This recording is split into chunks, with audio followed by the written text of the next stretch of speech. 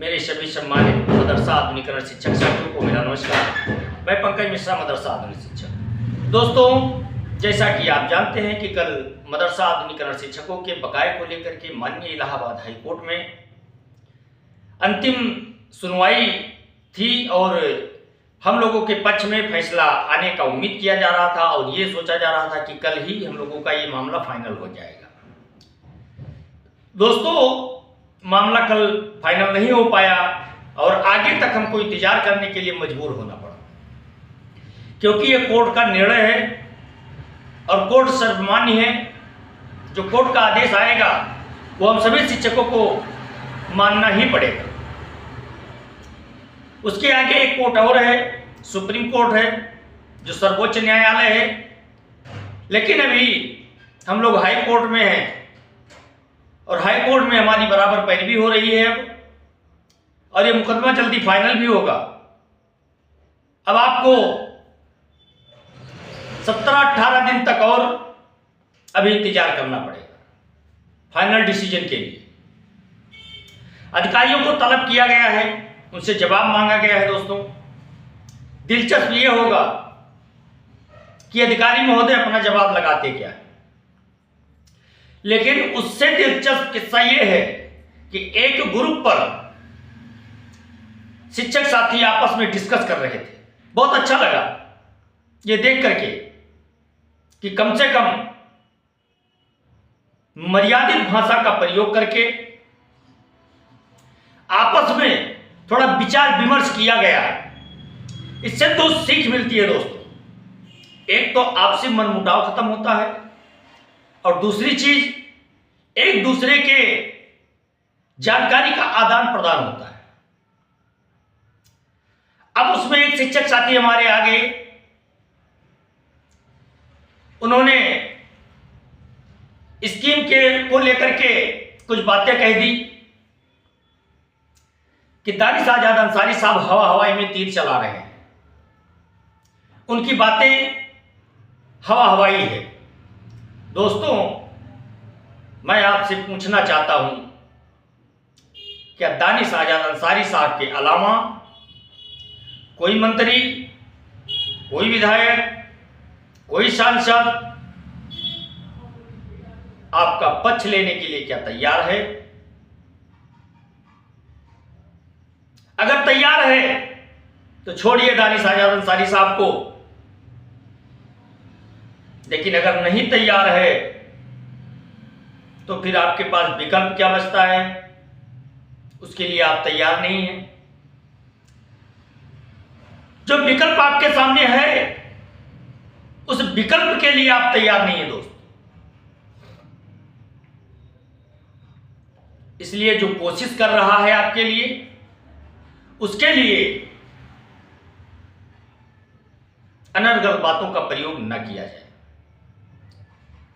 आपस में उस ग्रुप पर चर्चाएं हो रही थी, शिक्षक साथी आपस में बातें कर रहे थे स्कीम को लेकर, बकाये को लेकर, कोर्ट से संबंधित बातें, कई प्रकार की बातें। उस ग्रुप में मैं भी शामिल था, मैंने भी अपना विचार रखा और बहुत अच्छा लगा ये देख करके कि कम से कम शिक्षक अपनी समस्या के बारे में कुछ जानना चाहते हैं, उसके प्रति वो सजग हैं, अपनी एक्टिविटी दिखाना चाहते हैं। लेकिन अगर एक्टिविटी में कोई बाधा बन रहा है तो वो है आश्वासन।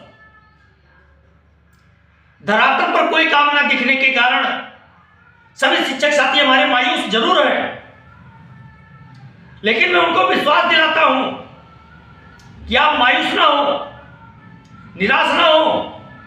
खासकर मैं अपने कुशीनगर के हसीब भाई साहब से कहना चाहता हूं, मेरे भाई, मुझे बहुत दुख हुआ जब आप मुझसे बहुत धीमी आवाज में बात कर रहे थे। मैं आपसे कहना चाहता हूं कि आपके लिए शिक्षक साथी आपके लिए संघर्ष कर रहे हैं दोस्त। आपको परेशान होने की आवश्यकता नहीं है। बकाया भी मिलेगा, स्कीम भी चलेगी, लेकिन अभी समय हम लोगों के अनुकूल नहीं मिल पा रहा है। जिस दिन हमारा टाइम आएगा उस दिन सारी चीजें आपसे आप अलग हो जाएंगी। तो इसलिए धैर्य रखें। हसीब भाई जैसे बहुत से शिक्षक साथी हमारे इस समय डिप्रेशन का शिकार हो रहे हैं, केवल इसलिए कि उनके बच्चे बड़े हो रहे हैं, खर्चा बढ़ता जा रहा है और सरकार हम लोगों के साथ आंख मिचौली का खेल खेल रही है। ये सभी शिक्षक साथी जानते हैं, लेकिन इतना मैं जरूर कहना चाहूंगा कि आप लोगों का संघर्ष कभी बर्बाद नहीं जाने दिया जाएगा, क्योंकि अब आशाएं बढ़ी हैं कि कानूनी प्रक्रिया भाई साहब इसमें वक्त लगता है, उधर से पैरवी भी की जा रही है, हर मूवमेंट पर संगठन अपना कार्य कर रहा है और कुछ लोग ऐसे हैं जो इस मामले को भी लटकाना और भटकाना चाह रहे हैं, क्योंकि जो रीट डाली गई थी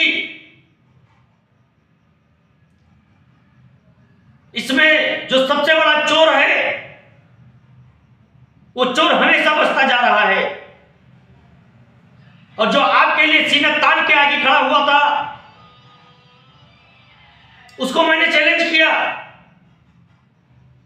और अब उसी से पैरवी कर रहे हैं। दोस्तों, इसका परिणाम क्या होगा आने वाले दिनों में पता चलेगा, लेकिन कहीं ना कहीं हमसे थोड़ी सी चूक हुई, और चूक इसलिए हुई कि अपने आप को सर्वज्ञाता समझ लेने वाले इंसान कहीं ना कहीं वो छोटी मोटी गलती कर डालते हैं जिसकी तरफ उनकी कभी निगाहें नहीं जाती है, लेकिन वही छोटी गलती आज हमारे लिए नासूर बन रही है। दोस्तों,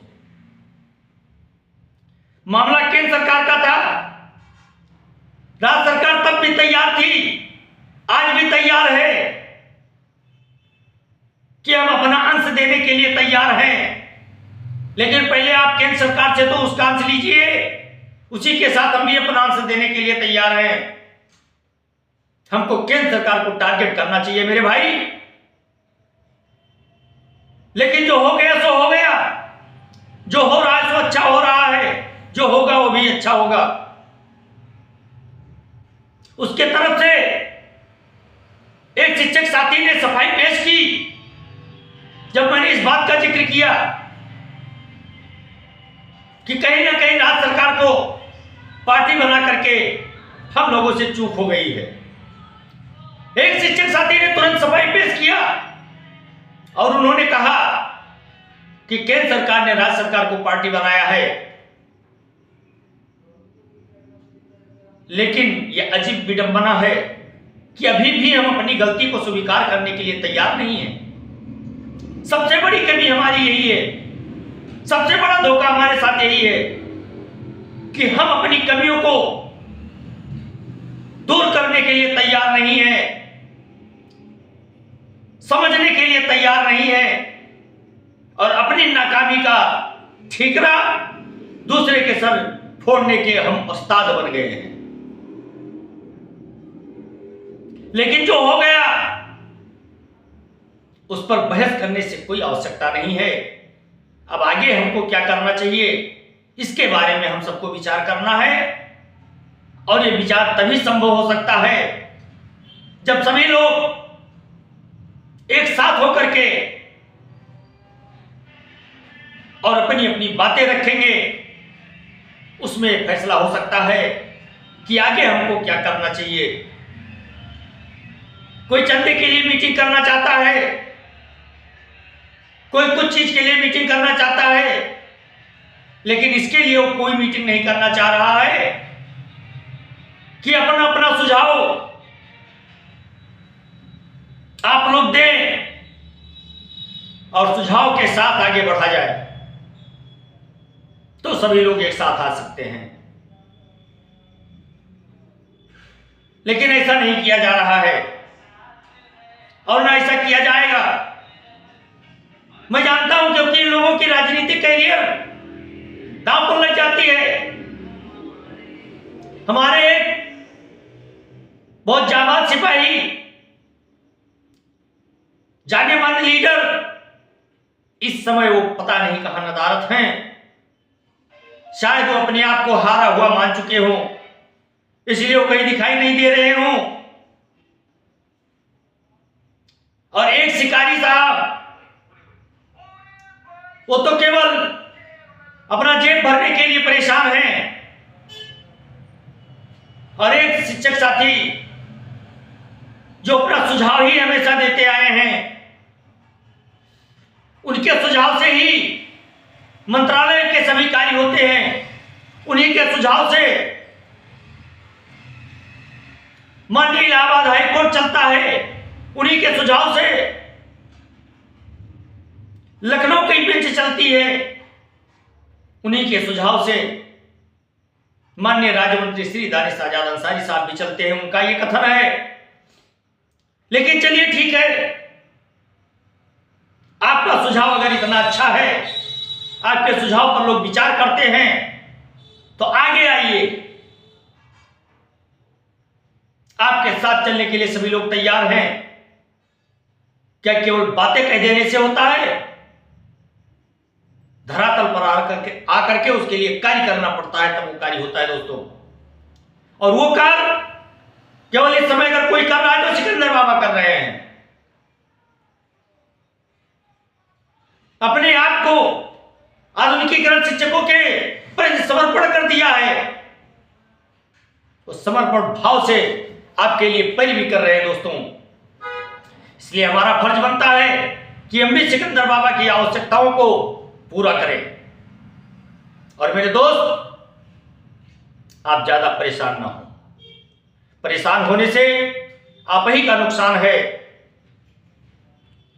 अभी एक शिक्षिका ने फोन किया मेरे पास, उन्होंने कहा सर ये बताइए अभी कितने दिनों तक हम लोगों को इंतजार करना पड़ेगा। तो मैं सभी शिक्षक और शिक्षिकाओं से कहना चाहता हूं कि अभी मार्च तक आप धैर्य रखें। अगर मार्च तक हम लोग सक्सेस नहीं हुए तो फिर इस योजना का पिंडदान और तर्पण दोनों साथ में करेंगे। मार्च के बाद इस योजना का हम लोग बाकायदा एक जनाजे का जुलूस निकालेंगे, पिंडदान करेंगे इसका, और इसका तर्पण भी हम लोग करेंगे दोस्तों। लेकिन अभी धैर्य बनाए रखिए, अभी कुछ उम्मीदें जिंदा हैं, कुछ आशाएं प्रबल हुई हैं, इसलिए अभी हम लोग लगे हुए हैं और एकता की टीम आपके लिए संघर्ष कर रही है दोस्तों। इसलिए आप लोग धैर्य न खोएं, थोड़ा सब्र रखें, सब्र का फल मीठा होता है। इंतजार करें, इंतजार के सिवा इस समय हम लोगों के हाथ में कुछ नहीं है, केवल इंतजार ही करना है, यही मैं आप लोगों से कह सकता हूं मेरे दोस्त। और वो दिन जरूर आएगा जिसकी प्रतीक्षा हम बड़ी बेसब्री से कर रहे हैं मेरे भाई। आज के लिए बस इतना ही। कोई ताजा अपडेट मिलने पर आपके सामने मैं फिर सुबह उपस्थित होऊंगा। तब तक के लिए नमस्कार, जय हिंद, जय भारत, भारत माता की जय।